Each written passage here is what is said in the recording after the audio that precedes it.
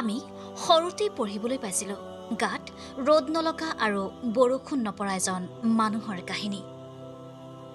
কিন্তু এইবাৰ কিতাপত নহয়, বাস্তৱতে আমি দেখুৱাম গাত ৰ'দ নলগা আৰু বৰষুণ নপৰা এজন মানুহৰ কাহিনী। হয়, আপুনি ঠিকেই শুনিছে, গাত ৰ'দ নলগা আৰু বৰষুণ নপৰা এজন মানুহ।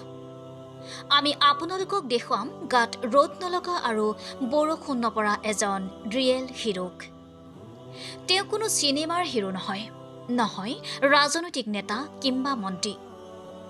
তেওঁ আপোনাৰ মোৰ দৰে এজন সাধাৰণ মানুহ, অথচ তেওঁ লোৱা এক সংকল্পই কৰি পেলালে আন বিশেষতকৈও বিশেষ। তেওঁ আল্লাহৰ প্ৰেমত হৈ পৰিছে জনতাৰ মাজত হিৰো, আৰু এইজন হিৰোৱে যি ৰাস্তাৰে গৈছে সেই ৰাস্তাত হৈ পৰিছে জনসমুদ্ৰ। হয়, আমি ক'ব বিচাৰিছোঁ ভাৰতৰ কেৰালা ৰাজ্যত জন্মগ্ৰহণ কৰা চিহাবৰ কথা। কালিলৈকে কোনেও চিনি নোপোৱা চিহাব আজি সকলোৰে বাবে হিৰো। কিন্তু কিয় চিহাব হৈ পৰিল হঠাৎ হিৰো? এনে কি কাম কৰিলে যাৰ বাবে চিহাবে যি ৰাস্তাৰে যায় সেই ৰাস্তা আজি হৈ পৰে জনসমুদ্ৰলৈ? চিহাবে খোজকাঢ়ি অতিক্ৰম কৰিব ৮,৬৪০ কিলোমিটাৰ ৰাস্তা। চিহাবে কেৰেলাৰ পৰা সদূৰ মক্কালৈ হজ কৰিবলৈ গৈছে খোজেৰে।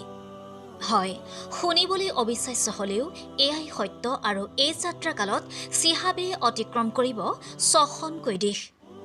ভাৰতৰ পিছত চিহাবে পাকিস্তান, ইৰাণ, ইৰাক আৰু কুৱেইটৰ পিছত উপস্থিত হ'বগৈ ছৌদি আৰৱত।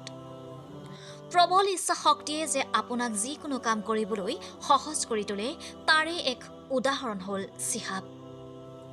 কালিলৈ অকলশৰীয়া যাত্ৰা কৰা চিহাবৰ সংগী আজি হাজাৰ হাজাৰ জনতা তথা আৰক্ষী বিষয়া।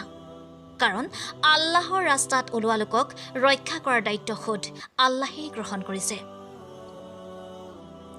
আজি চিহাব হৈ পৰিছে বহুতৰ বাবে উৎস, প্ৰেৰণা আৰু সাহস। অনাগত দিনবোৰত চিহাব সুস্থ হৈ থাকক, আৰু যাত্ৰাকালত কোনো ধৰণৰ বাধা বিঘিনি নোহোৱাকৈ সুস্থ শৰীৰে চিহাবে যাতে নিজৰ লক্ষ্যত উপনীত হ'ব পাৰে, তাৰ বাবে আমিও কৰিছোঁ আল্লাহৰ ওচৰত দুৱা প্ৰাৰ্থনা। আল্লাহে চিহাবৰ উদ্দেশ্য পূৰণ কৰক, তাৰ বাবে সকলোৱে আল্লাহৰ ওচৰত যাতে দুৱা কৰে তাৰেই কামনা কৰিলোঁ।